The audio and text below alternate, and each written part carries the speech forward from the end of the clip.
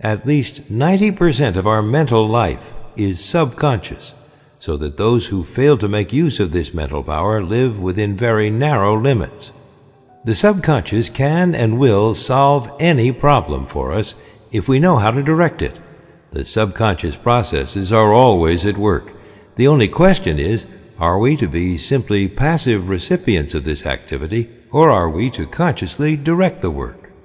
Shall we have a vision of the destination to be reached, the dangers to be avoided, or shall we simply drift? We have found that mind pervades every part of the physical body and is always capable of being directed or impressed by authority coming from the objective or the more dominant portion of the mind. The mind, which pervades the body, is largely the result of heredity, which in turn is simply the result of all the environments of all past generations on the responsive and ever-moving life forces. An understanding of this fact will enable us to use our authority when we find some undesirable trait of character manifesting. We can consciously use all the desirable characteristics with which we have been provided, and we can repress and refuse to allow the undesirable ones to manifest. Again, this mind, which pervades our physical body, is not only the result of hereditary tendencies, but is the result of home, business, and social environment, where countless thousands of impressions, ideas, prejudices, and similar thoughts have been received. Much of this has been received from others, the result of opinions, suggestions, or statements. Much of it is the result of our own thinking, but nearly all of it has been accepted with little or no examination or consideration. The idea seemed plausible. The conscious received it, passed it on to the subconscious, where it was taken up by the sympathetic system and passed on to be built into our physical body. The Word has become flesh. This then is the way we are constantly creating and recreating ourselves. We are today the result of our past thinking, and we shall be what we are thinking today. The law of attraction is bringing to us not the things we should like or the things we wish for or the things someone else has, but it brings us our own, the things which we have created by our thought processes, whether consciously or unconsciously. Unfortunately, many of us are creating these things unconsciously. If either of us were building a home for ourselves, how careful we would be in regard to the plans, how we should study every detail, how we should watch the material and select only the best of everything, and yet how careless we are when it comes to building our mental home, which is infinitely more important than any physical home, as everything which can possibly enter into our lives depends upon the character of the material which enters into the construction of our mental home. What is the character of this material? We have seen that it is the result of the impressions which we have accumulated in the past and stored away in our subconscious mentality. If these impressions have been of fear, of worry, of care, of anxiety, if they've been despondent, negative, doubtful, then the texture of the material which we are weaving today will be of the same negative material. Instead of being of any value, it will be mildewed and rotten, and will bring us only more toil and care and anxiety. We shall be forever busy trying to patch it up and make it appear at least genteel. But if we have stored away nothing but courageous thought, if we have been optimistic, positive, and have immediately thrown any kind of negative thought on the scrap pile, have refused to have anything to do with it, have refused to associate with it or become identified with it in any way, what then is the result? Our mental material is now of the best kind. We can weave any kind of material we want. We can use any color we wish. We know that the texture is firm, that the material is solid, that it will not fade, and we have no fear, no anxiety concerning the future. There is nothing to cover. There are no patches to hide. These are psychological facts. There is no theory or guesswork about these thinking processes. There's nothing secret about them. In fact, they are so plain that everyone can understand them. The thing to do is to have a mental house cleaning, and to have this house cleaning every day and keep the house clean. Mental, moral, and physical cleanliness are absolutely indispensable if we are to make progress of any kind.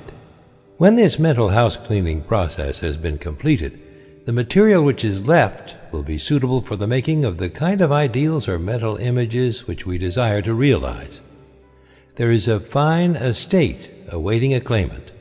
Its broad acres, with abundant crops, running water, and fine timber, stretch away as far as the eye can see. There's a mansion, spacious and cheerful, with rare pictures, a well-stocked library, rich hangings, and every comfort and luxury. All the heir has to do is to assert his heirship, take possession, and use the property. He must use it. He must not let it decay, for use is the condition on which he holds it. To neglect it is to lose possession. In the domain of mind and spirit, in the domain of practical power, such an estate is yours. You are the heir. You can assert your heirship and possess and use this rich inheritance.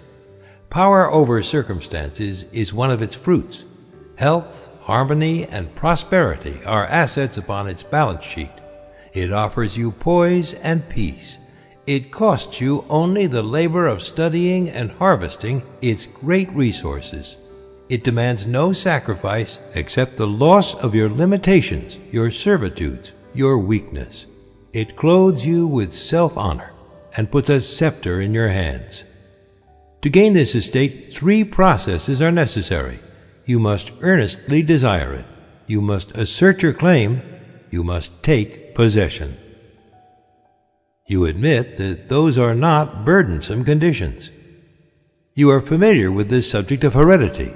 Darwin, Huxley, Haeckel, and other physical scientists have piled evidence mountain high that heredity is a law attending progressive creation.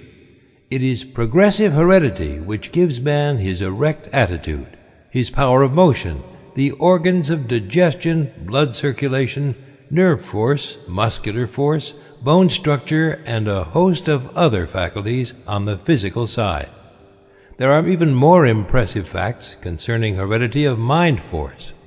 All these constitute what may be called your human heredity. But there is a heredity which the physical scientists have not compassed.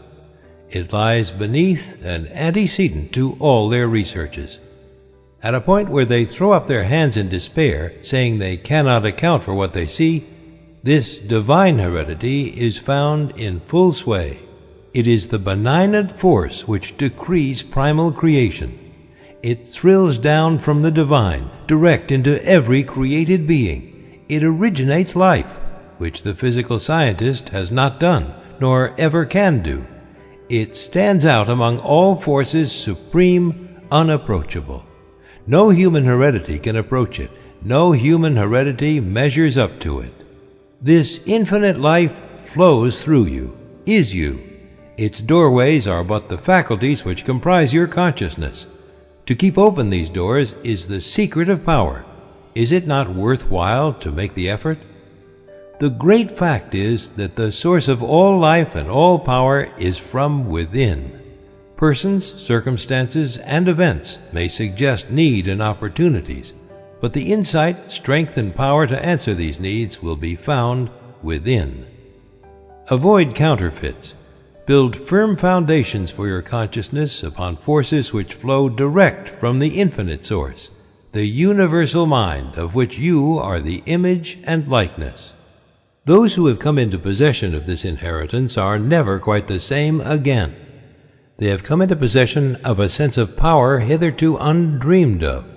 They can never again be timid, weak, vacillating, or fearful. They are indissolubly connected with omnipotence. Something in them has been aroused. They have suddenly discovered that they possess a tremendous latent ability of which they were heretofore entirely unconscious. This power is from within, but we cannot receive it unless we give it. Use is the condition upon which we hold this inheritance. We are each of us but the channel through which the omnipotent power is being differentiated into form. Unless we give out, the channel is obstructed and we can receive no more. This is true on every plane of existence and in every field of endeavor and all walks of life. The more we give, the more we get. The athlete who wishes to get strong must make use of the strength he has, and the more he gives, the more he will get. The financier who wishes to make money must make use of the money he has, for only by using it can he get more. The merchant who does not keep his goods going out will soon have none coming in. The corporation which fails to give efficient service will soon lack customers. The attorney who fails to get results will soon lack clients. And so it goes everywhere. Power is contingent upon a proper use of the power already in our possession. What is true in every field of endeavor, every experience in life, is true of the power from which every other power known among men is begotten, spiritual power. Take away the spirit, and what is left? Nothing. If then the spirit is all there is, upon the recognition of this fact must depend the ability to demonstrate all power, whether physical, mental, or spiritual. All possession is the result of the accumulative attitude of mind, or the money consciousness. This is the magic wand which will enable you to receive the idea, and it will formulate plans for you to execute, and you will find as much pleasure in the execution as in the satisfaction of attainment and achievement. Now go to your room, take the same seat, the same position as heretofore, and mentally select a place which has pleasant associations. Make a complete mental picture of it.